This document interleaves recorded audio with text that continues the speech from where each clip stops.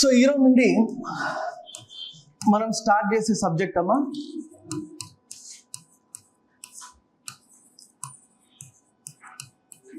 ఆర్థిక శాస్త్రం, ఆర్థిక వ్యవస్థ అంటాం.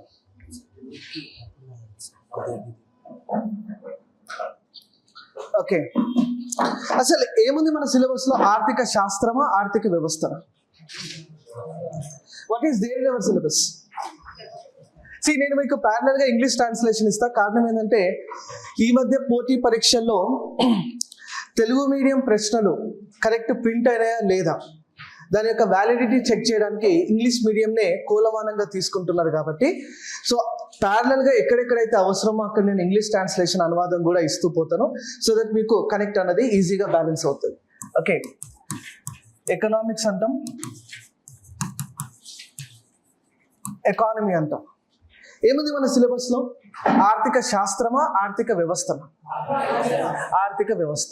ఓకే, మీరు మీ స్కూల్లో చదువుకునేటప్పుడు ఆర్థిక శాస్త్రం చదువుకుని ఉంటారు. 10th క్లాస్ వరకు you would have studied about economics. కానీ ఇప్పుడు మనం చదివేది ఏంటంటే ఆర్థిక వ్యవస్థ గురించి సంపూర్ణ అధ్యయనం అన్నది మనం చేయాల్సి ఉంటుంది. ఓకే, ఆర్థిక వ్యవస్థ అంటే మనము నిత్య జీవితంలో ఎదుర్కొనేటటువంటి సవాళ్ళు, దానికి పరిష్కారాల గురించి అధ్యయనం చేసే అంశం. ఓకే, నిత్య జీవితంలో మనం ఎదుర్కొనేటటువంటి సవాళ్ళు, ఎలాంటి సవాళ్ళను ఎదుర్కొంటాం మనం? ఒక ఆర్థిక వ్యవస్థలో మనం చూస్తే మనకు ఆదాయం, పంపిణీ, ధరల పెరుగుదల, ఓకే, వృద్ధి, అభివృద్ధి, ఇలాంటి డిఫరెంట్ టైప్స్ ఆఫ్ వివిధ రకాల సమస్యలను మనం ఎదుర్కొంటూ ఉంటాం. ఓకే, ఆ సమస్యలను డిస్కస్ చేయడం ఈ సబ్జెక్ట్ యొక్క ఉద్దేశం కాదు. ఆ సమస్యలకు పరిష్కారం చూపడమే ఆర్థిక వ్యవస్థ యొక్క ప్రధాన ఉద్దేశం. మీరు ఒకసారి గమనిస్తే, మీరు గ్రూప్ 1, గ్రూప్ 2 అధికారులుగా మారి మీ జిల్లాల్లో లేదా మీ మండలాల్లో మీరు పోస్టింగ్కి వెళ్ళినప్పుడు మీకు వాస్తవంగా మీకు పనికొచ్చేటటువంటి సబ్జెక్ట్ ఏంటంటే ఎకనామిక్స్. Yes or no? మీరు డిప్యూటీ కలెక్టర్ అయిన తర్వాత మీ అధికారి మిమ్మల్ని ఎప్పుడు ఫోన్ చేసి సింధు నాగరికత ఏందో అడుగుతారా? Nobody will ask. కానీ మీ అధికారి మీకు ఫోన్ చేసి ఎంజీ నరేగా లబ్ధిదారులకు సంబంధించిన సమాచారం అడుగుతారు. ఎంజీ నరేగా అంటే ఎంతమంది లబ్ధిదారులు మీ జిల్లాలో ఉన్నారో అడుగుతారు. పేదరికం ఎంత ఉందో అడుగుతారు. నిరుద్యోగిత ఎంత ఉందో కనుక్కుంటారు. సో నిత్య జీవితంలో కూడా మనకు పనికొచ్చేటటువంటి సబ్జెక్టే ఎకనామీ. ఓకే, సో ఆర్థిక శాస్త్రం అనేది దీన్ని మనం ఒక శాస్త్రీయ అధ్యయనంగా మనం చెప్తాము. కానీ వాస్తవంగా నిత్య జీవితంలో ఏదైతే మనము సమస్యలు, పరిష్కారాలు మనం మాట్లాడతామో దాన్ని ఆర్థిక వ్యవస్థ అంటాం. అంటే ఆర్థిక శాస్త్రం అనేది దీన్ని సైంటిఫిక్ అని అంటామమ్మా. ఆర్థిక వ్యవస్థ అనేది దీన్ని మనం ప్రాక్టికల్ అని చెప్పి మనం చదువుకుంటాం. ఓకే, సో మనకు ఏం కావాలా? ఆర్థిక శాస్త్రంలో మనం పిహెచ్డి చేయాలా లేదా ఎగ్జామ్ క్లియర్ చేయాలా? ఓన్లీ ఎగ్జామ్ మాత్రం మనం క్లియర్ చేయాలి. కాబట్టి మనం ఎకనామిక్స్ పైన అంత దృష్టి పెట్టకుండా ఎకానమీ పైన, ప్రాక్టికాలిటీ పైన ఎక్కువ దృష్టి అనేది మనం పెడతాం. ఓకే, సో ఈరోజు మనం ఈ క్లాస్లో ఏం చేస్తామంటే అసలు ఆర్థిక వ్యవస్థలో ఏ అంశాలు మనము group 1 at the same time group 2కి సంబంధించి, గ్రూప్ 1 అంటే ఆబ్జెక్టివ్, గ్రూప్ 2 అంటే కంప్లీట్లీ పేపర్ ఏదైతే 150 మార్కుల పేపర్ ఉంటుందో, ఏదైతే టీజీపీఎస్సీలో, అదే ఏపీపీఎస్సీలోనైతే 75 మార్కుల మెయిన్స్ పేపర్ అన్నది మనం చెప్పుకుంటాం. సో ఈ అన్ని సిలబస్ మొత్తాన్ని కూడా మనము అబ్జర్వ్ చేసి ఇప్పుడు నేను చెప్పేటటువంటి టాపిక్ వైజ్ ఏదైతే ఉంటుందో ఆ టాపిక్స్ని మనం 1 by 1 టాపిక్గా మనం డిస్కస్ చేస్తాం. ఈరోజు ఫస్ట్ ఆఫ్ ఆల్ మనం సిలబస్ పై అధ్యయనం చేద్దాము. సిలబస్ పైన పట్టు సాధిస్తేనే మీకు ఎకానమీ పైన కమాండ్ అన్నది వస్తుంది. కాబట్టి సిలబస్ని అధ్యయనం చేసే ప్రయత్నం చేద్దాము. ఆ తర్వాత 1 by 1 టాపిక్ మనం డిస్కస్ చేసుకుంటూ ముందుకెళ్ళిపోతాం. ఓకే, సో సిలబస్ రాయనమా ఫస్ట్.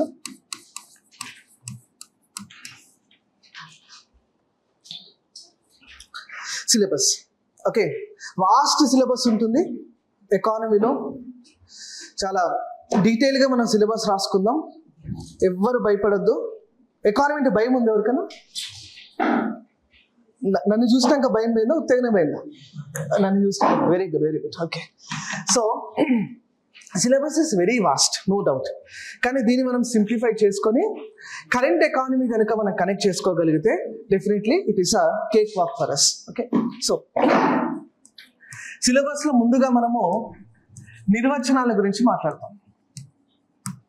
అసలు ఆర్థిక శాస్త్రం అంటే ఏంటి, ఆర్థిక వ్యవస్థ అంటే ఏంటి, ఆ రెండింటికి మధ్య తేడా ఏంటి, వివిధ ఆర్థికవేత్తలు ఆడమ్ స్మిత్ కావచ్చు, లియోనెల్ రాబిన్స్ కావచ్చు, ఓకే, డిఫరెంట్ ఆర్థికవేత్తలు, వేరియస్ ఆర్థికవేత్తలు ఇచ్చినటువంటి నిర్వచనాలు దేనికి సంబంధించి, ఆర్థిక వ్యవస్థకు సంబంధించి ఇచ్చినటువంటి నిర్వచనాలు ఏంటో మనం డిస్కస్ చేస్తాం first of all.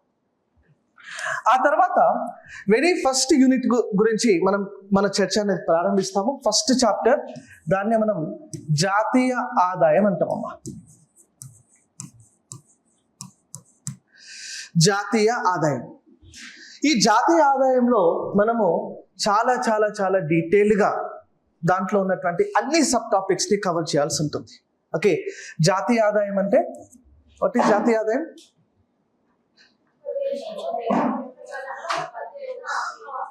Okay, very good. ఒక ఆర్థిక సంవత్సర కాలంలో దేశంలో జరిగిన అంతిమ వస్తు సేవల యొక్క విలువను మనం జాతీయ ఆదాయం అనుకుంటాం. Okay, fine.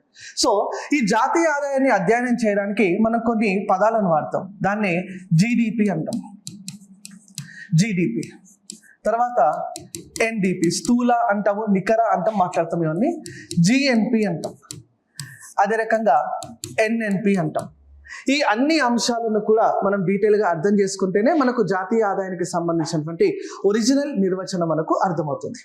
ఇవి మనం మాట్లాడుకునేటటువంటి క్రమంలోనే ఈ మధ్య కాలంలో పోటీ పరీక్షల్లో ఎవరు కూడా మనం జీడిపి అంటే ఏందో అడుగుతలేరు. ఓకే, పోటీ పరీక్షల్లో మనకు అడ్వాన్స్డ్ వర్షన్స్ ఆఫ్ జీడిపి అంటే జీడిపికి సంబంధించినటువంటి ఆధునిక వ్యవస్థలో ఉన్నటువంటి పర్యాయ పదాలు అడుగుతున్నారు. ఎలాంటి పర్యాయ పదాలు అడుగుతారంటే, మిమ్మల్ని సంభావ్య జీడిపి అంటే ఏందో అడుగుతారమ్మా. ఇది మనం మాట్లాడతాం. సంభావ్య జీడిపి, పొటెన్షియల్ జీడిపి అంటాం. అంటే ఏంటి సంభావ్య జీడిపి అంటే ఏంటి? If somebody ask you, somebody అంటే ఏపీపీఎస్సీ కానీ టీజీపీఎస్సీ కానీ అడుగుతారు. Yes or no? ఇంటి పక్కన ఇంటి ఎదురుగోలు ఎవరైనా మిమ్మల్ని పిలిచి సంభావ్య జీడిపి అంటే ఏందో అడుగుతారా? అడిగారు. చెప్పండి. సంభావ్య జీడిపి అంటే ఒక దేశం యొక్క జీడిపి వృద్ధి సామర్థ్యం. ఓకే, ఒక దేశం యొక్క జీడిపి వృద్ధి సామర్థ్యం ఒక భవిష్యత్తు కాలంలో, నిర్దిష్ట కాలంలో ఎంత జీడిపి వృద్ధి మనం సాధించబోతున్నామో దాన్ని తెలిపేదే సంభావ్య జీడిపి. ఓకే, పొటెన్షియల్ జీడిపి అంటాం ఇంగ్లీష్లో. పొటెన్షియల్, పొటెన్షియల్ అంటే ఏంటి? సంభావ్యం. పొటెన్షియల్ అంటే ఏంటి? What is potential? For example, పేరేం పేరు వచ్చింది? అభినవ్. అభినవ్, మీ యొక్క సామర్థ్యం ఎంత? రోజుకి ఎన్ని గంటలు చదువుతున్నారు? ప్రస్తుతం ఎన్ని గంటలు చదువుతున్నారు? ప్రస్తుతం you how many hours you're studying? 8 hours. Oh my God, you're also preparing 8 hours per day. Okay, so what is your potential? మీ యొక్క సామర్థ్యం ఎంత అంటే ఏం చెప్తారు? Naturally more than potential. ప్రస్తుతం ఏదైతే ఉందో 8 గంటలో, 3 గంటలో, 4 గంటలో దానికన్నా ఎక్కువనే మీ సామర్థ్యం ఉంటుంది. అవునా కదా? సో జీడిపిని కూడా భవిష్యత్తు కాలంలో ఎంత జీడిపి వృద్ధి మనం సాధించబోతున్నామో తెలిపేదే సంభావ్య జీడిపి. అంటే ఈ సంభావ్య జీడిపి ఎగ్జామ్లో ఏపీపీఎస్సీ గ్రూప్ 1 అడిగినారు. సంభావ్య జీడిపి పాజిటివ్గా ఉంటుందా నెగిటివ్గా ఉంటుందా అన్నారు. పొటెన్షియల్ అనేది ఆల్వేస్ ఇట్ ఈస్ పాజిటివ్. ఎందుకట్లా? Capacity should be always shown positive. భవిష్యత్తులో మనం సాధించబోయేది ఎప్పుడు కూడా పాజిటివ్గానే చూపిస్తుంది. టీజీపీఎస్సీ గ్రూప్ 1 మిస్ అయింది, మొన్న జరిగిన గ్రూప్ 2 మిస్ అయింది. ఇప్పుడు జరిగిన గ్రూప్ 1, గ్రూప్ 2లో మీరు విజయం సాధిస్తారంటే తప్పకుండా సాధిస్తామని చెప్తారు. That is positive. 2025 కల్లా భారత ఆర్థిక వ్యవస్థ నష్టాల్లో ఉండొచ్చు, కానీ 2028 నాటికి మనం లాభాల్లోకి వెళ్తాం.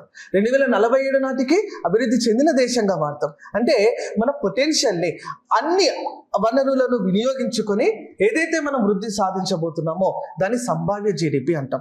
సంభావ్య జీడిపి పూర్వకాలం గురించి తెలుపుతుందా, భవిష్యత్తు గురించి తెలుపుతుందా అంటే భవిష్యత్తును గురించి తెలుపుతుంది. Okay, it is a positive change. Next ఇదే జాతీయ ఆదాయంలో మనం మాట్లాడేటటువంటి మరో టాపిక్ అమ్మా నామమాత్రపు జీడిపి అంటాము, అదే రకంగా వాస్తవ జీడిపి అంటాం. మనం డిస్కస్ చేసే నెక్స్ట్ టాపిక్ నామమాత్రపు జీడిపి మరియు వాస్తవ GDP. Nominal GDP, real GDP అంటాం. నామమాత్రపు జీడిపి, అదే రకంగా వాస్తవ జీడిపి అని చెప్పి చదువుకుంటాం. ఓకే, ఆధార సంవత్సరం ఇక్కడనే మనకు ఆధార సంవత్సరం అనే కాన్సెప్ట్ కూడా డెవలప్ అవుతుంది. బేస్ ఇయర్ అంటాం. ఆధార సంవత్సరాన్ని గురించి కూడా ఇక్కడే మనం డిస్కషన్ అనేది చేస్తాం. నెక్స్ట్ జాతీయ ఆదాయంలోనే మనం డిస్కస్ చేసే next very very very important topic 4 రంగాల నమూనా. 4 రంగాల నమూనా ఆదాయ చక్రీయ ప్రవాహం అంటాం. 4 రంగాల నమూనా ఆదాయ చక్రీయ ప్రవాహం. చాలా పెద్ద డయాగ్రామ్ మనం డ్రా చేస్తాము, అక్కడ డీటెయిల్గా మనం చదువుకుంటాం. 4 sector model circular flow of income అంటే అసలు ఒక ఆదాయం దేశవ్యాప్తంగా ఎట్లా మల్లుతుంది, ఓకే, ఒక రంగం నుండి ఇంకొక రంగానికి ఎలా మారుతుంది, దానికి సంబంధించినటువంటి డీటెయిల్ అధ్యయనం మనం చేస్తాము. 4 రంగాల నమూనా ఆదాయ చక్రీయ ప్రవాహం, 4 sector model circular flow of income మాట్లాడతాం. జాతీయ ఆదాయంలోనే మనం డిస్కస్ చేయాల్సినటువంటి very very very very important topic జాతీయ ఆదాయ లెక్కింపు. జాతీయ ఆదాయ లెక్కింపు, నేషనల్ ఇన్కమ్ అకౌంటింగ్ అని చెప్పి చెప్తాం. జాతీయ ఆదాయ లెక్కింపు ఇక్కడ 3 పద్ధతులు వస్తాయి. 3 మెథడాలజీస్ వి విల్ డిస్కస్. 3 పద్ధతులు: ఆదాయ మదింపు పద్ధతి, వ్యయ మదింపు పద్ధతి, ఉత్పత్తి మదింపు పద్ధతి. 3 పద్ధతులను గురించి డిస్కస్ చేయాలి. ఏవేవి? ఆదాయ మదింపు పద్ధతి, వ్యయ మదింపు పద్ధతి, అదే రకంగా ఉత్పత్తి మదింపు పద్ధతి. పాయింట్ అర్థమైందా?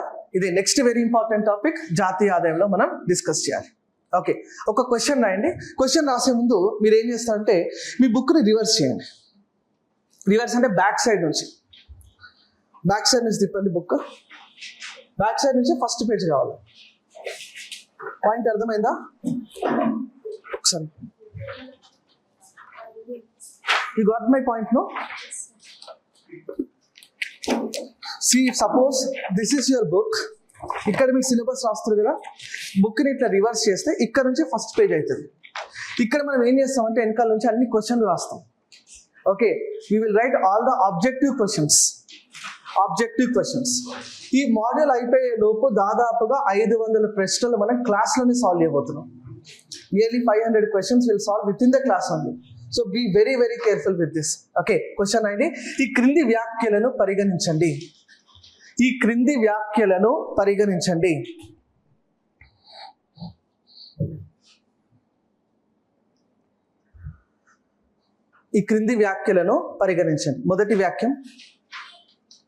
మొదటి వాక్యం అండి. మొదటి వాక్యం జాతీయ ఆదాయ లెక్కింపులో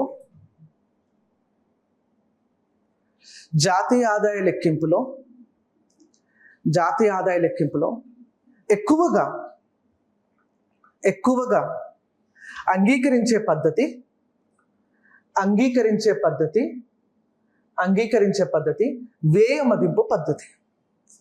వ్యయ మదింపు పద్ధతి. జాతీయ ఆదాయ లెక్కింపులో ఎక్కువగా అంగీకరించే పద్ధతి వ్యయ మదింపు పద్ధతి. Right on the second statement. రెండో వాక్యం అండి. ప్రస్తుతం భారతదేశంలో జాతీయ ఆదాయ లెక్కింపుకు వాడే ఆధార సంవత్సర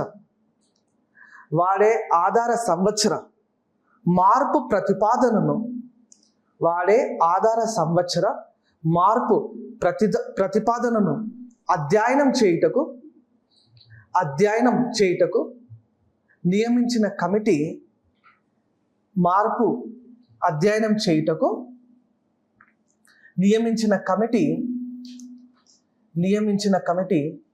బిందేశ్వర్ గోల్దార్ కమిటీ.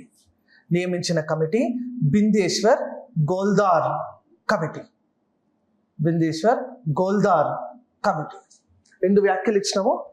రండి. ఆప్షన్ ఏ ఒకటి మాత్రమే, ఆప్షన్ బి 2 మాత్రమే, ఆప్షన్ సి 1 మరియు 2, ఆప్షన్ డి పైవేవి కాదు.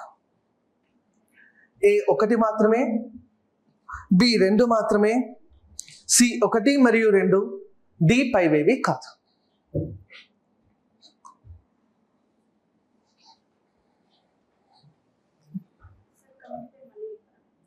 Bindeshwar గోల్దార్,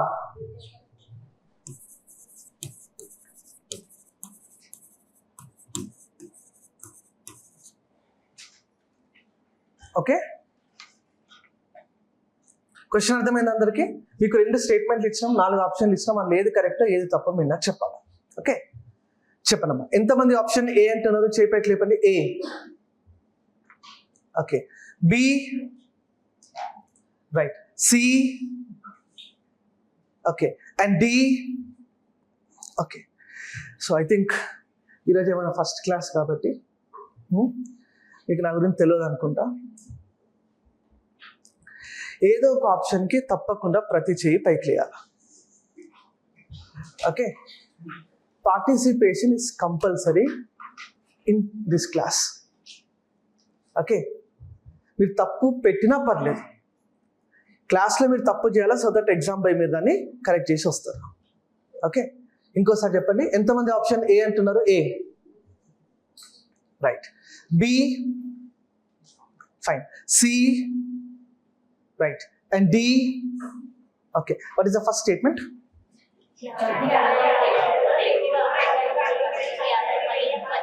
Yes, true. Yes. వ్యయ మదింపు పద్ధతినే మనము ఎక్కువగా వినియోగిస్తాము. కారణం ఏంటంటే జాతీయ ఆదాయానికి సంబంధించినటువంటి నిర్వచన ఏదైతే y = c + i + g + x - m, ఇది మెయిన్ ఫార్ములా అమ్మ. ఈ ఫార్ములా మనకు ఏ పద్ధతి ఇస్తుందంటే వ్యయ మదింపు పద్ధతి. Expenditure method will be giving us this particular formula. Correct, first statement is right. Okay, అదే జిఎస్డిపికి వెళ్ళినప్పుడు మనము వేరు వేరు రంగాలకు వేరు వేరు పద్ధతులను వాడతామని చెప్పి చదువుకుంటాం. What is the second statement? ప్రస్తుతం జాతీయ ఆదాయంలో నామమాత్రపు, అదే రకంగా వాస్తవ అన్నాం, నామినల్ అండ్ రియల్ అన్నాం. నామమాత్రపు అంటే ప్రస్తుతం సంవత్సరాన్ని మనం తీసుకుంటాం. ఓకే, అదే వాస్తవ జీడిపి రావాలంటే మనము ఆధార సంవత్సరాన్ని మనం తీసుకుంటాం. ప్రస్తుతం మనం భారత్లో వినియోగించేటటువంటి ఆధార సంవత్సరం ఏంటంటే 2011-12, బేస్ ఇయర్ ఏంటమ్మా 2011-12. ఈ బేస్ ఇయర్ని ఆధార సంవత్సరాన్ని మార్పు కొరకు మనం ఒక కమిటీ నియమించినాం. ఆ కమిటీ కొన్ని ప్రతిపాదనలు చేస్తుంది. 2022-23 కానీ 2023-24 కానీ ఇది ఆధార సంవత్సరాన్ని మనం మార్చే అవకాశం ఉంది. ఆధార సంవత్సరం అంటే ఏంటి? ఒక సాధారణ సంవత్సరం, ద్రవ్యోల్బణం లేని సంవత్సరం, మార్కెట్ షాకులు తగలనటువంటి సంవత్సరం, అటువంటి సంవత్సరాన్ని మనం ఆధార సంవత్సరంగా చెప్పుకుంటాం. సో ప్రస్తుతం ఏంటి? 2011-12. దీన్ని మార్చాలి అనేటువంటి ఒక ప్రతిపాదన ఎన్ఎస్ఓ తీసుకొస్తుంది. ఆ ప్రతిపాదనను నిజంగా మనం మార్చాల్సిన అవసరం ఉందా? ఒకవేళ మారుస్తే ఏ సంవత్సరాన్ని మార్చాలి అన్నటువంటి అధ్యయనం చేయడానికి ఒక కమిటీని మనం నియమించడం. ఆ కమిటీకి అధ్యక్షత వహించేది Goldar committee. Absolutely second statement is correct statement. First statement కూడా కరెక్టే, సెకండ్ స్టేట్మెంట్ గోల్దార్ కమిటీ కూడా కరెక్టే. కాబట్టి C, both 1 and 2 will be the correct answer for the question. అర్థమైందా? క్వశ్చన్స్ ఎట్లా అడుగుతారో? Questions will be very easy. ఎకానమీలో క్వశ్చన్స్ అనేవి ఈజీగా ఉంటాయి, ఆప్షన్స్ టఫ్ ఉంటాయి అంతే. ఓకే, సో చెప్తా. సో నెక్స్ట్ ఏంటమ్మా, జాతీయ ఆదాయంలో ఇవన్నీ సబ్ టాపిక్స్. జాతీయ ఆదాయ లెక్కింపు ఇది అయిపోయిన వెంబడి ఎక్కడికి వెళ్తామంటే జాతీయ ఆదాయంలోనే we'll discuss the next important topic, జాతీయ ఆదాయం చారిత్రక పరిణామం. జాతీయ ఆదాయం చారిత్రక పరిణామం, హిస్టారికల్ పర్స్పెక్టివ్. చారిత్రక పరిణామం అంటే ఎక్కడి నుంచి తీసుకొస్తాం మనం? దాదాబాయి నరోజీ నుండి ఎన్ఎస్ఓ వరకు తీసుకుని రావాలి. Dadabhai Naoroji was the first person జాతీయ ఆదాయాన్ని అధ్యయనం చేసింది. దో శాస్త్రీయ పద్ధతిలో కానప్పటికీ జాతీయ ఆదాయాన్ని మొట్టమొదటిగా అధ్యయనం చేసింది ఎవరనంటే దాదాబాయి నరోజీ. విని ఉంటారు దాదాబాయి నరోజీ అని. Grand young man of old man. Okay, తర్వాత జాతీయ ఆదాయానికి సంబంధించి నెక్స్ట్ ఇంపార్టెంట్ టాపిక్ అమ్మా. జాతీయ ఆదాయంలోనే కొన్ని ఆదాయ నిర్వచనాలు ఉంటాయి. ఆదాయ నిర్వచనాలు పర్సనల్ ఇన్కమ్ అని, ప్రైవేట్ ఇన్కమ్ అని, వెస్టీ ఆదాయం, డిస్పోజబుల్ ఇన్కమ్ అని కొన్ని నిర్వచనాలు ఉంటాయి. అవి మనం డిస్కస్ చేస్తాం. ఆ తర్వాత కనెక్ట్ అనే ఒక టాపిక్ ఉంటుందమ్మా స్పెషల్గా. కరెక్ట్ అంటే జాతీయ ఆదాయానికి సంబంధించి ఏవేవైతే లాస్ట్ 6 monthsలో 6 నెలల్లో ఏవైతే కరెంట్ అప్డేట్స్ ఉన్నాయో ఆ కరెంట్ అప్డేట్స్ అన్నింటినీ కూడా మనం కనెక్ట్ చేస్తాం. ప్రత్యేకంగా జాతీయ ఆదాయానికి సంబంధించి దీనికి మనము బేస్ ఏం తీసుకుంటామంటే 2024-25 ఆర్థిక సర్వేని ఆధారంగా తీసుకుందాం. 2024-25 ఎకనామిక్ సర్వే జీడిపి గురించి ఏం చెప్తుంది, జీడిపి అంచనాలను గురించి ఏం చెప్తుంది, జీడిపిలో వివిధ రంగాల యొక్క పాత్ర ఎలా ఉంది, దాని యొక్క పోకడలు ఎలా ఉన్నాయి. ఓకే, ఇక్కడనే మనం ట్రెండ్స్ డిస్కస్ చేయాలమ్మా. ట్రెండ్స్ అంటే పోకడలు.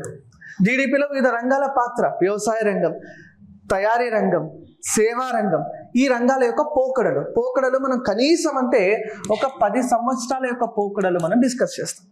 10 years of trends we will be discussing. అంటే ఎక్కడ నుంచి తీసుకొస్తాం దీన్ని?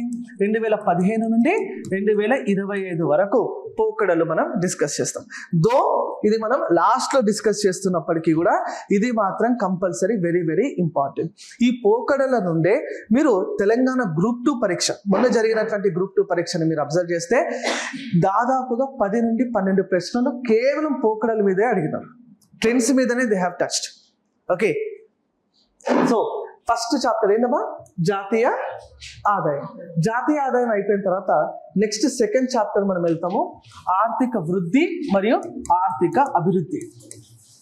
ఆర్థిక వృద్ధి మరియు ఆర్థిక అభివృద్ధి, economic growth and economic development. ఆర్థిక వృద్ధి మరియు ఆర్థిక అభివృద్ధి, ఎకనామిక్ గ్రోత్ మరియు ఎకనామిక్ డెవలప్మెంట్ అంట. ఏందమ్మా తేడా ఏంటి? వృద్ధికి అభివృద్ధికి మధ్య తేడా ఏంటి? somebody ask you difference growth and development, ఏం చెప్తారు?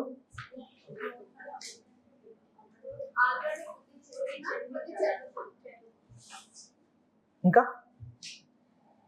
ఏం కాదు. Okay, forget about difference. ఇండియాకి ఏం కావాలా? ఆర్థిక వృద్ధి కావాలా, ఆర్థిక అభివృద్ధి కావాలా?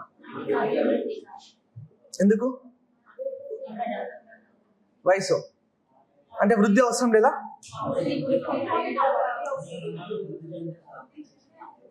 మీ పర్సనాలిటీ, మీరందరూ కూడా ఒక గ్రూప్స్ ఆస్పిరెంట్స్గా ఇక్కడ కూర్చున్నారు. మీ పర్సనాలిటీకి మీకేం కావాలా? వృద్ధి కావాలా, అభివృద్ధి కావాలా?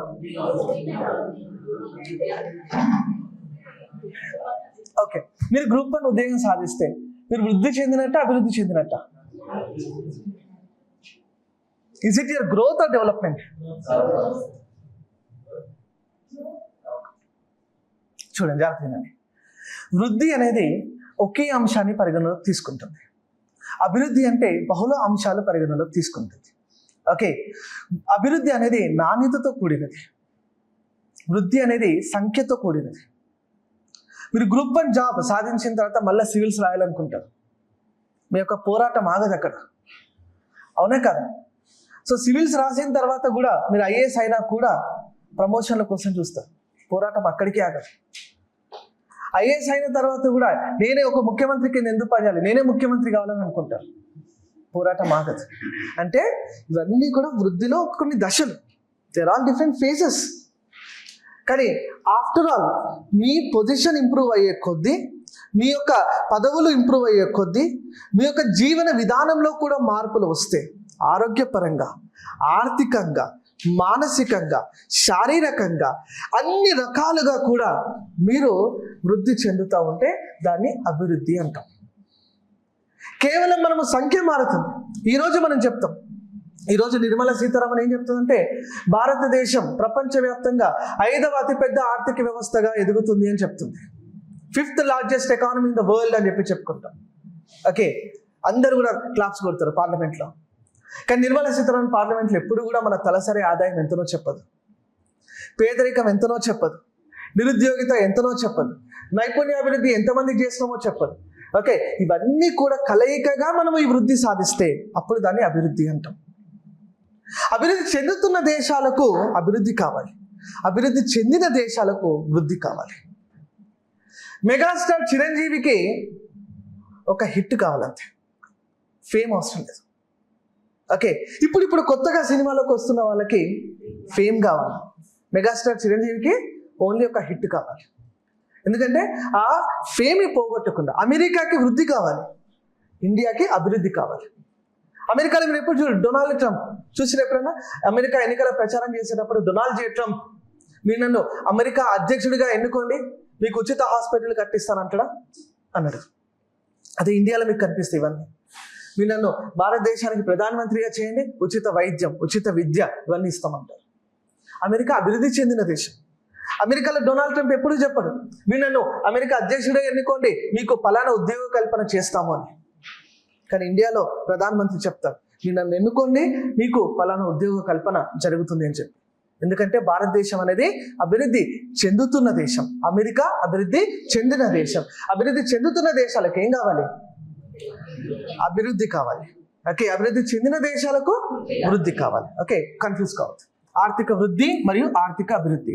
ఫస్ట్ మనము ఈ టాపిక్లో వృద్ధి అభివృద్ధి మధ్య తేడాల గురించి మాట్లాడతాం. ఒక టేబుల్ డ్రా చేస్తాం, ఆ టేబుల్లో we're going to discuss that. వృద్ధి అభివృద్ధి మధ్య తేడాలు, differences between growth and development మాట్లాడుకుందాం. ఓకే, తర్వాత ఇదే టాపిక్లో మనము వృద్ధి మరియు అభివృద్ధి కారకాల గురించి మాట్లాడతాం. ఫ్యాక్టర్స్, వృద్ధి మరియు అభివృద్ధి కారకాలు. వృద్ధి కారకాలు కొన్ని ఉంటాయి, అభివృద్ధి కారకాలు కొన్ని ఉంటాయి. ఆ కారకాల గురించి డిస్కస్ చేసుకుందాం.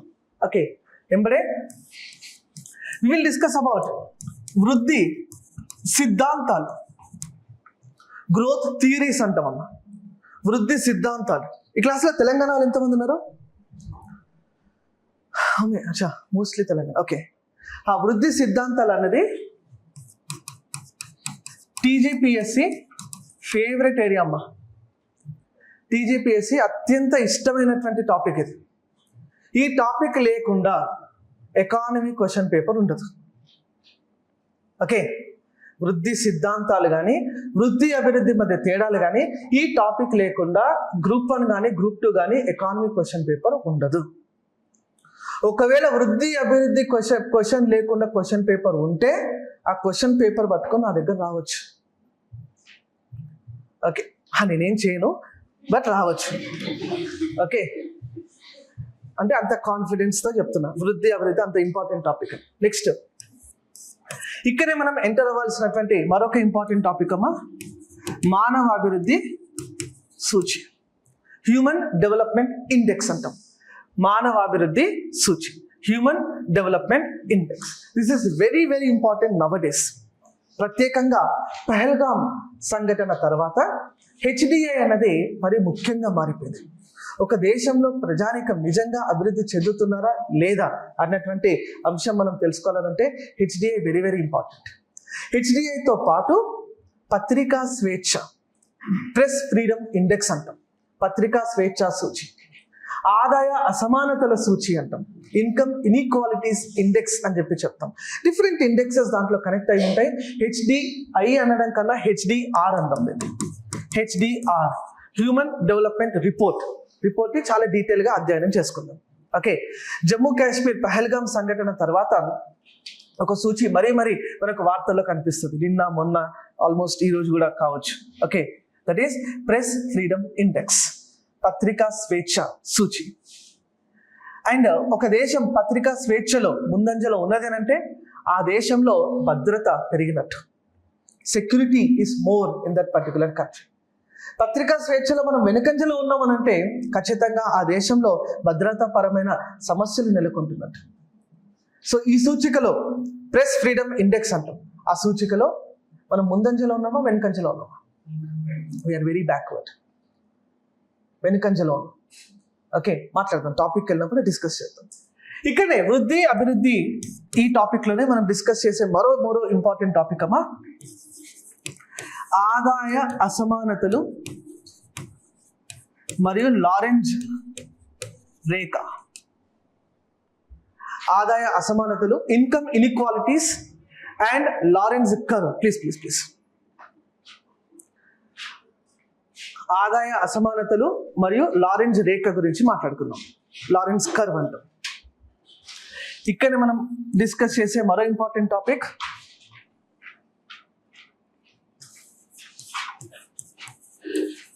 సుస్థిరాభివృద్ధి, సస్టైనబుల్ డెవలప్మెంట్ అంటాం. సస్టైనబుల్ డెవలప్మెంట్ ఆ టాపిక్ మాట్లాడుకునేటప్పుడే సుస్థిరాభివృద్ధిని మీరు పర్యావరణంలో మాట్లాడతారు, సైన్స్ అండ్ టెక్నాలజీలో మాట్లాడతారు, ఎకానమీలో కూడా మనం డిస్కస్ చేస్తాం. ఓన్లీ ఎకనామిక్ పాయింట్ ఆఫ్ వ్యూని మాత్రమే నేను డిస్కస్ చేస్తాను. కాలుష్యాలు ఇవన్నీ నేను ఎంటర్ అవ్వను. ఓకే, సో సుస్థిరాభివృద్ధి ఇలా మనం ఏం చేస్తామంటే ఎండిజి ఎస్డిజి గురించి మాట్లాడుకుంటాం. MDG SDGs, millennium development goals, sustainable development goals, ఇవి డిస్కస్ చేసేటప్పుడు ఇక్కడనే మనకు ఎస్డిజి ఇండియా సూచి, ఎస్డిజి ఇండియా ఇండెక్స్ అనే టాపిక్ మనకు వస్తుంది. ఆర్థిక వృద్ధి మరియు ఆర్థిక అభివృద్ధి నెక్స్ట్ ఇంపార్టెంట్ చాప్టర్. ఇది అయిపోయిన వెంబడే రాసుకురందరూ. Okay, after that we will go to the third most important topic. ఇది కూడా టీజీపీఎస్సీ మోస్ట్ ఫేవరెట్ అమ్మా. ఏపీపీఎస్సీ గ్రూప్ 1 లో కూడా అత్యంత ఫేవరెట్ టాపిక్ ఇది. Okay, third topic of discussion, third unit, that is పేదరికం మరియు నిరుద్యోగిత, పావర్టీ అండ్ అన్ఎంప్లాయ్మెంట్ అంటే పేదరికం మరియు నిరుద్యోగిత, పావర్టీ అండ్ అన్ఎంప్లాయ్మెంట్ అంటే ఇవన్నీ కూడా ఇంటర్లింక్ ఉంటాయి. Growth, development, sorry last topic ఇక్కడ డిస్కస్ చేయాల్సింది సమ్మిళిత వృద్ధి, ఇన్క్లూజివ్ గ్రోత్. ఆ తర్వాత పేదరికం వస్తుంది. ఇన్క్లూజివ్ గ్రోత్, సమ్మిళిత వృద్ధి, సమ్మిళిత వృద్ధి, ఇన్క్లూజివ్ గ్రోత్ అంటే ఏంటి? ఈ క్లాస్ షుడ్ బి ఇన్క్లూజివ్ అంటాం. అంటే క్లాస్లో అందరినీ కలుపుకొని నేను ముందుకు పోవాలి, అవునా కదా? ఇన్క్లూజివ్ గ్రోత్, సమ్మిళిత వృద్ధి అంటే దేశంలో ఉన్నటువంటి అన్ని వర్గాలను కలయిక చేసుకొని వృద్ధి సాధించాలి. మనం చెప్తాం కదా, రాహుల్ గాంధీ అంటూ ఉంటారు, ప్రతిపక్ష నాయకులు రాహుల్ గాంధీ, ఇస్ దేశ్ కో సిర్ఫ్ అంబానీ ఆర్ అదానీ కా దేశ్ అంటారు. ఈ దేశం కేవలం అంబానీ అదానీల దేశం మాత్రమే అంటారు. అలా కాకుండా దేశంలో ఉన్నటువంటి ప్రతి వర్గాన్ని, పేదలు, మధ్యతరగతి, okay, SC, ST, BC, minority, వికలాంగులు, వృద్ధులు, చిన్నపిల్లలు, మహిళలు, ప్రతి ఒక్కరిని కూడా కలుపుకొని ఏదైతే మనం వృద్ధి సాధిస్తామో దాన్ని సమ్మిళిత వృద్ధి అని చెప్పి చెప్పుకుంటాం. ఒక క్వశ్చన్ అండి బ్యాక్. ఈ క్రింది వ్యాఖ్యలను పరిగణించండి. సేమ్ ఒక నిమిషం, దీనికి ఒక షార్ట్ కట్ పెట్టుకుందాం. సిటిఎఫ్ఎస్ అనమ్మా. సిటిఎఫ్ఎస్, కన్సిడర్ ద ఫాలోయింగ్ స్టేట్మెంట్. ఈ క్రింది వ్యాఖ్యలను పరిగణించండి. సిటిఎఫ్ఎస్, ఈ క్రింది వ్యాఖ్యలను పరిగణించండి. సిటిఎఫ్ఎస్. ఓకే, ఈ షార్ట్ కట్ టైం సేవ్ చేయొచ్చు కదా మనం. మొన్న తెలంగాణ గ్రూప్ 1 మెయిన్స్లో ఎకానమీలో దాదాపుగా అందరికీ కూడా ఎక్కువ మార్కులు వచ్చినాయి. చూసిన గ్రూప్ 1 మెయిన్స్ పరీక్షల్లో ఆల్మోస్ట్ అశోనర్ మొత్తం నేనే తిరిగినా. అండ్ ఎకానమీ సక్సెస్ స్టోరీ ఏంటంటే 10 out of 10 questions class room discussion నుండే దిగిపోయి 10 మెయిన్స్ క్వశ్చన్స్ చెప్తున్నా. ఓకే, అండ్ ఒకరోజు వాళ్ళు పిలిచిన్నాను, కొంతమంది స్టూడెంట్స్ పిలిచి సన్మానం చేస్తున్నారు. చేసేటప్పుడు వాళ్ళు నా పేరు సిటిఎఫ్ఎస్ సార్ అని పెట్టారు. ఓకే, అంటే అంత పాపులర్ అనమాట. Okay, city first question, first statement సమ్మిళిత వృద్ధి, సమ్మిళిత వృద్ధి, సమ్మిళిత వృద్ధి అను అంశాన్ని మొట్టమొదటగా 12వ పంచవర్ష ప్రణాళికలో ప్రతిపాదించారు. 12వ పంచవర్ష ప్రణాళికలో ప్రతిపాదించారు. Right. And the second statement, రెండవ వ్యాఖ్యం అండి. ప్రధానమంత్రి జన్ ధన్ యోజన, ప్రధానమంత్రి జన్ ధన్ యోజన, ప్రధానమంత్రి జన్ ధన్ యోజన కార్యక్రమం యొక్క ప్రధాన ఉద్దేశం ప్రధానమంత్రి జన్ ధన్ యోజన కార్యక్రమం యొక్క ప్రధాన ఉద్దేశం విత్త సమ్మిళితం సాధించటం.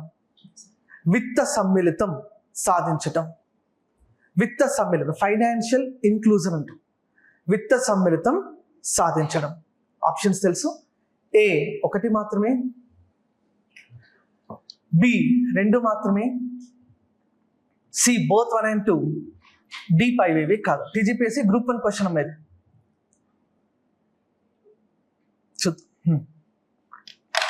క్వశ్చన్ అర్థమైందా? చెప్పండి. ఎంతమంది ఆప్షన్ ఏ అంటున్నారు? ఏ చేపైకి లేపండి. A right. B okay. C right. And D okay. What is the first statement?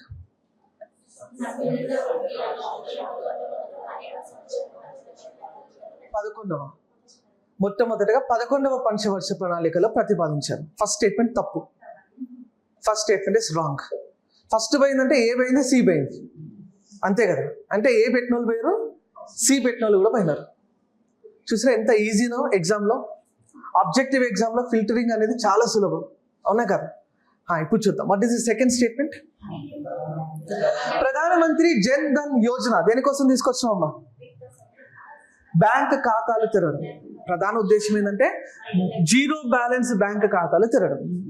దాన్ని నో ఫ్రిల్ అకౌంట్ అంటాం. What do we call? No frills account. దీన్నే జీరో బ్యాలెన్స్ అకౌంట్ అని కూడా మనం చెప్పుకుంటాం. Zero balance account. ఈ జీరో బ్యాలెన్స్ అకౌంట్లను open చేయడం వల్ల మనము ఏం సాధించగలుగుతాం? డీబీటీ సాధిస్తాం. డీబీటీ ఏదైతే లబ్ధి ఉందో ప్రత్యక్షంగా బ్యాంక్ ఖాతాలో చేర్చగలుగుతాం. కరప్షన్ మనం తొలగించగలుగుతాం. ఓకే. అంటే దేశవ్యాప్తంగా ఉన్నటువంటి లబ్ధిదారులందరూ కూడా ప్రభుత్వ కళ్ళల్లోకి వస్తారా రారా? వస్తారు. ప్రభుత్వం ఒక 300 రూపాయల లబ్ధిని అందించాలంటే మొత్తం 300 రూపాయల లబ్ధి మొత్తాన్ని కూడా బ్యాంక్ ఖాతాలో మనం చేర్చవచ్చు. This is called direct benefit transfer. And DBT యొక్క ప్రధాన ఉద్దేశం ఏంటంటే విత్త సమ్మిళితం. ఓకే. అందరూ కూడా ఫైనాన్షియలీ ఇంక్లూడ్ అవ్వాలన్నదే దాని యొక్క ఉద్దేశం. Second statement is right. First statement తప్పు. అందుకొరకే బి ఓన్లీ 2 మాత్రమే will be the correct answer for the question. Okay. Next అమ్మా, ఇప్పుడు వెళ్ళాల్సింది పేదరికం మరియు నిరుద్యోగిత. పావర్టీ అండ్ అన్ఎంప్లాయ్మెంట్ అంటాం. పేదరికం మరియు నిరుద్యోగిత. ఇక్కడ ముందుగా మనం పేదరికం కంప్లీట్ చేస్తాం, ఆ తర్వాత నిరుద్యోగితలోకి వెళ్ళిపోతాం. ఓకే. ఇక్కడ మనం డిస్కస్ చేయాల్సింది పేదరికం నిర్వచనాలు. సేమ్ పేదరికం కారణాలు. What are the causes of poverty? పేదరికం కారణాలు. డిస్క్రిప్టివ్ ఎగ్జామినేషన్లో వెరీ వెరీ ఎక్స్పెక్టెడ్ క్వశ్చన్ ఇది. పేదరికం యొక్క కారణాలు ఏమంటే కారణాలు ఏంది? పేదరికానికి కారణం నిరుద్యోగం. నిరుద్యోగానికి కారణం పేదరికం. ఇద్దరు బెస్ట్ ఫ్రెండ్స్ అన్నట్టు. ఓకే, చెప్తా. టాపిక్ ఎలా మాట్లాడదాం. నెక్స్ట్, పేదరికాన్ని కొలిచే పద్ధతులు.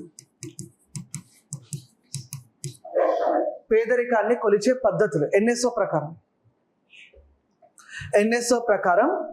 పేదరికాన్ని కొలిచే పద్ధతులు. ఎన్ఎస్ఓ అని ఇప్పుడు అంటున్నాం, ఇంతకుముందు అన్న ఎన్ఎస్ఎస్ఓ అనేటోళ్ళు. ఎన్ఎస్ఎస్ఓ సిఎస్ఓ విలీనం చేసి మనం ఎన్ఎస్ఓ తీసుకొచ్చాం 2019లో. ఓకే, ఎన్ఎస్ఓ పద్ధతులు. ఇందులో మనం ఏం చేస్తామంటే, విల్ బి డిస్కసింగ్ అబౌట్ యుఆర్పి పద్ధతి, ఎంఆర్పి పద్ధతి, అదే రకంగా ఎంఎంఆర్పి పద్ధతి అంటాం. Uniform recall period, mixed recall period, modified mixed recall period. Okay, పేదరికాన్ని కొలిచే పద్ధతులు యుఆర్పి, ఎంఆర్పి మరియు ఎంఎంఆర్పి. యుఆర్పి దగ్గర మనం లక్కడ వాళ్ళని తీసుకొస్తాం, ఎంఆర్పి దగ్గర సురేష్ టెండూల్కర్ వస్తాడు, ఎంఎంఆర్పి దగ్గర రంగరాజన్ వస్తాడు. మాట్లాడదాం. ఓకే, రంగరాజన్ వేరు, కస్తూరి రంగన్ వేరు. మొన్న మరణించిన వ్యక్తి కస్తూరి రంగన్. కస్తూరి రంగన్కి ఎకానమీతో ఏం సంబంధం ఉంది? ఇస్రో చైర్మన్. ఓకే, ఎకానమీతో ఏం సంబంధం ఉంది ఆయనకు? కస్తూరి రంగని మనం కూడా చదవాలి. ఎందుకు?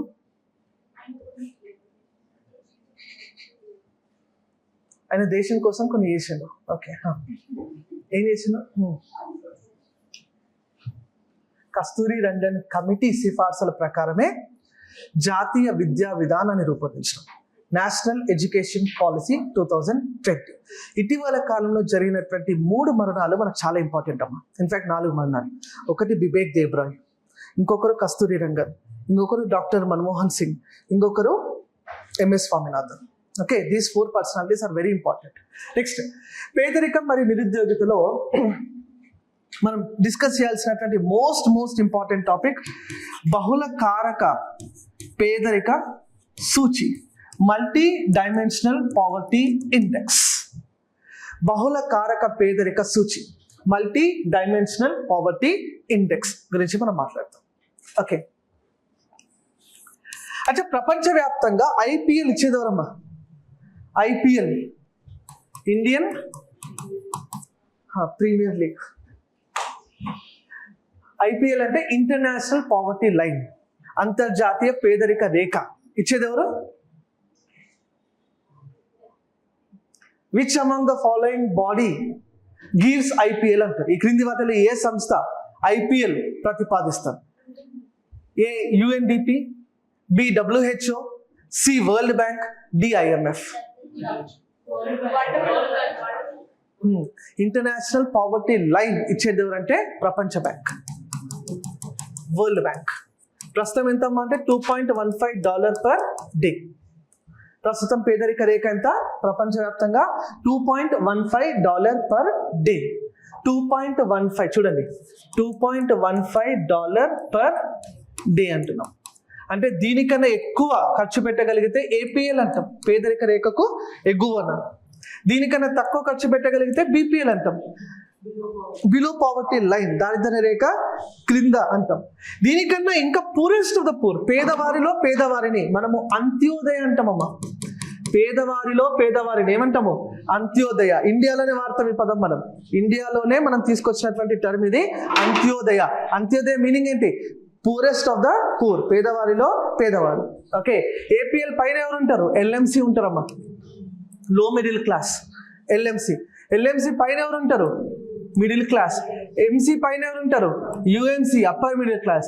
యుఎంసి పైన ఎవరు ఉంటారు? ధనికులు, రిచ్ అంటాం. Got the point everyone? So this is the poverty. ఎవరు డిసైడ్ చేస్తారు ఈ పావర్టీ లైన్ ని? ఇంటర్నేషనల్ లెవెల్లో ప్రపంచ bank, world bank. Okay, so అక్కడనే మనము బహుళ కారక పేదరిక సూచి గురించి మాట్లాడతాం. ఎవరు రిలీజ్ చేస్తారమ్మా దీన్ని? Who will release this index? Multi dimensional poverty index release చేసేది ఎవరు? గ్రూప్ 2 క్వశ్చన్ మొన్న. Very good. It is released by UNDP plus OPHI. 2 సంస్థలు కలయికగా రిలీజ్ చేస్తారు. UNDP plus OPHI, united nation development programme plus Oxford poverty and human development initiative, UNDP plus OPHI. Next, పేదరికం మరియు నిరుద్యోగితలో మనం discuss చేయాల్సింది పేదరిక నిర్మూలన కార్యక్రమాలు, ఇనిషియేటివ్స్ టు ఎరాడికేట్ పావర్టీ. పేదరిక నిర్మూలన కార్యక్రమాలు. Okay, as much as possible దీన్ని టీజీపీఎస్సీ సిలబస్ ప్రకారం మనం ఏం చేయాలంటే పంచవర్ష ప్రణాళికల్లో పేదరిక నిర్మూలన పాత్ర అని చెప్పి ఉంటుంది. పంచవర్ష ప్రణాళిక అంటే మొదటి పంచవర్ష ప్రణాళికలో పేదరిక నిర్మూలనకి ఏం చేస్తాం, రెండవ పంచవర్ష ప్రణాళికలో పేదరిక నిర్మూలనకి ఏం చేస్తాం. ఆ రకంగా మనము చారిత్రలో అంటే మనకు 1950 తర్వాత 1950 తర్వాత పేదరిక నిర్మూలన కార్యక్రమాలన్నింటినీ కూడా మనము ఏకీకృతం చేయడానికి పంచవర్ష ప్రణాళికలను అక్కడ ఆధారంగా మనం తీసుకుంటాం. Okay, we will take the base as 5-year plans. Okay, current schemes కూడా ఇక్కడనే మనకు వచ్చేస్తాయి. తర్వాత వెరీ ఇంపార్టెంట్ టాపిక్ అమ్మా ఇది. బేసికల్గా గ్రూప్ 1 పాయింట్ ఆఫ్ వ్యూలో ఇది వెరీ ఇంపార్టెంట్ టాపిక్. పేదరిక విషవలయం అంటాం. పేదరిక విషవలయం, విషియస్ సైకిల్ ఆఫ్ పావర్టీ అంటాం. పేదరిక విషవలయం. ఇక్కడ మనం ఒక డయాగ్రామ్ డ్రా చేస్తాం, అక్కడ చాలా డీటెయిల్గా మనం దాన్ని చదువుకుంటాం. పేదరిక విషవలయం. సిమిలర్లీ నిరుద్యోగితకి వెళ్ళినప్పుడు కూడా చూడండి, జాగ్రత్త వినాలి. యూనిట్ 3లోనే ఉంటాము, పేదరికం మరియు నిరుద్యోగిత, ఇది ఫస్ట్ టాపిక్ మాత్రమే. సెకండ్ నిరుద్యోగిత అన్నాం. నిరుద్యోగిత సేమ్, నిరుద్యోగితలో కూడా మనం డిస్కస్ చేయాల్సింది నిరుద్యోగిత కారణాలు, నిరుద్యోగితను కొలిచే పద్ధతులు. ఇక్కడ మనకు 3 పద్ధతులు ఉంటాయమ్మా. UPS, CWS, CDS. Usual principal status, current weekly status, current daily status. Okay, UPS, CWS and CDS ఇది మాట్లాడతాం. నిరుద్యోగితలోనే మనం డిస్కస్ చేసేటటువంటి వెరీ ఇంపార్టెంట్ టాపిక్ నిరుద్యోగిత నిర్మూలన కార్యక్రమాలు.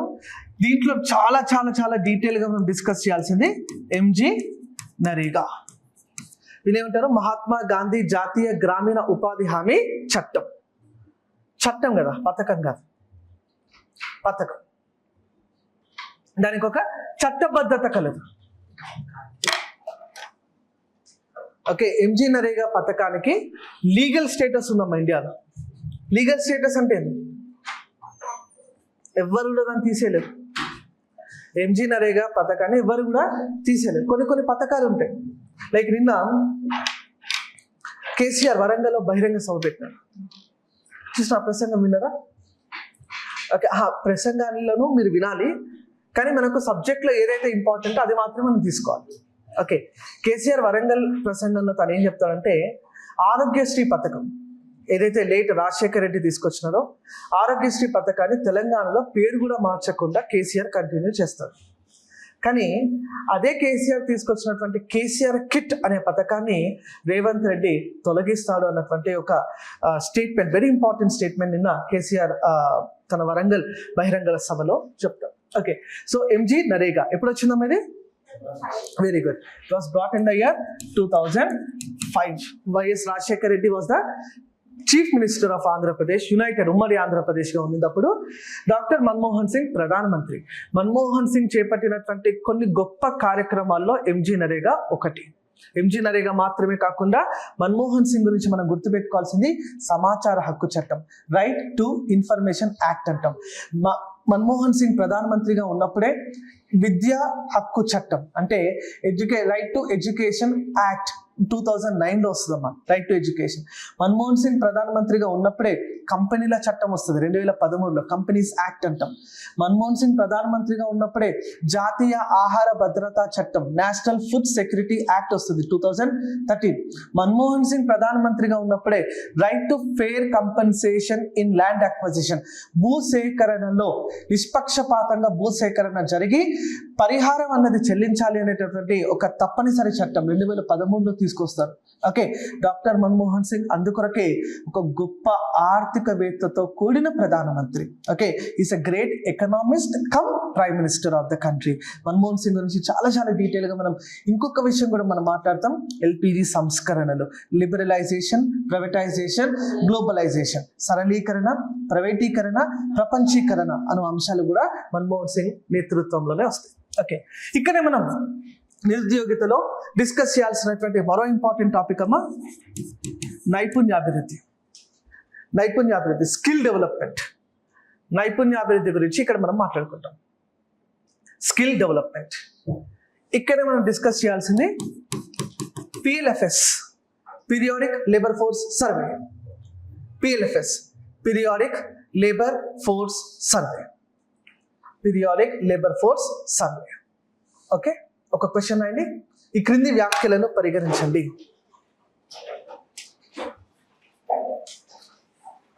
సిటిఎఫ్ఎస్,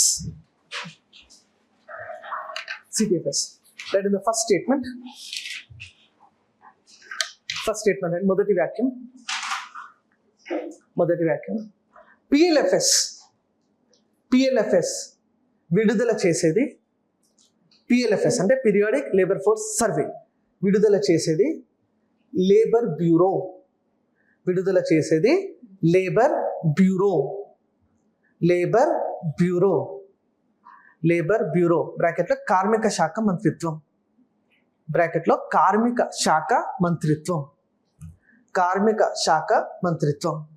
right. And second statement, second statement అండి, ఎంజీ నరేగా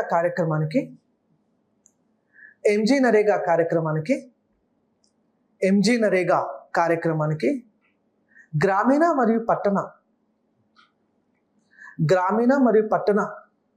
ఉపాధి లేని కార్మికులు అర్హులు. గ్రామీణ మరియు పట్టణ ఉపాధి లేని కార్మికులు అర్హులు. ప్లీజ్ ఉపాధి లేని కార్మికులు అర్హులు. ఆప్షన్స్ తెలుసు. ఏ 1 మాత్రమే, ఓన్లీ 1. బి 2 మాత్రమే, సి 1 మరియు 2, డి పైవేవి కాదు. క్వశ్చన్ అర్థమైందా?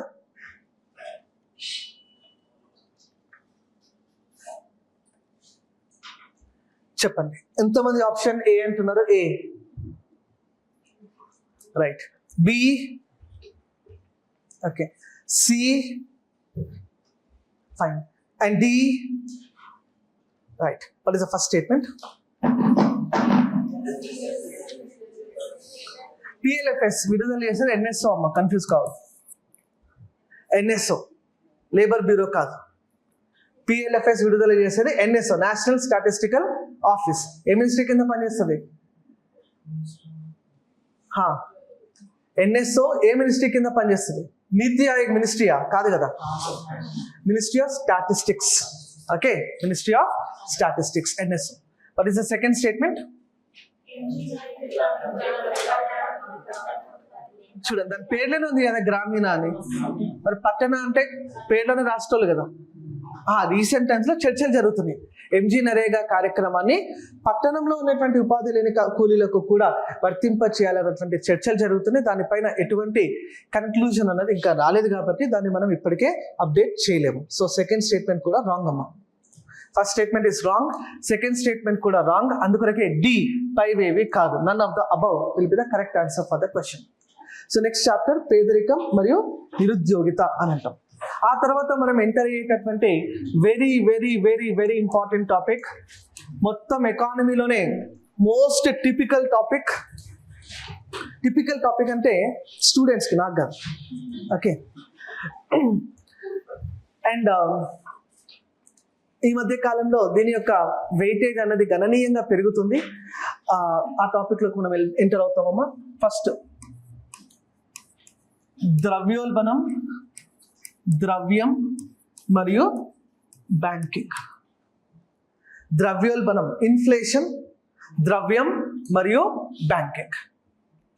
ద్రవ్యోల్బణం మళ్ళీ చెప్తున్నా, ద్రవ్యోల్బణం నుండి క్వశ్చన్ లేకుండా క్వశ్చన్ పేపర్ ఉండదు.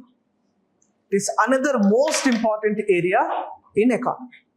ఇన్ఫ్లేషన్ మీకు ప్రాక్టికల్గా అన్ని కాన్సెప్చువల్ క్లారిటీ రావాలి అని అంటే ద్రవ్యోల్బణం పైన కంప్లీట్ కమాండ్ అనేది మీకు ఉండాలి. ద్రవ్యోల్బణం మళ్ళీ చెప్తున్నా, ద్రవ్యోల్బణం అర్థమైతేనే 2 విధానాలు మీకు అర్థమవుతాయి. ఆర్థిక వ్యవస్థకు 2 కళ్ళు, ఒకటి ద్రవ్య విధానం, ఇంకొకటి విత్త విధానం. Okay, monetary policy, physical policy. ఈ 2 అర్థమైనాయి అనుకోండి, ఇంక ఎకానమీలో అర్థం చేసుకోవడానికి పెద్దగా ఏం లేదు. ఓకే, 2 విధానాలు అర్థం కాదు. ఏవేవి విధానాలు? 2 కళ్ళమ్మ. ద్రవ్య విధానం ఒకటి, విత్త విధానం. Monetary policy, physical policy. ఈ 2 కూడా మీకు అర్థం కావాలంటే ద్రవ్యోల్బణం ఫస్ట్ మీకు అర్థం కావాలి. Inflation, what is inflation? ధరల పెరుగుదల. ఎందుకు ధరలు ఎందుకు పెరుగుతాయి?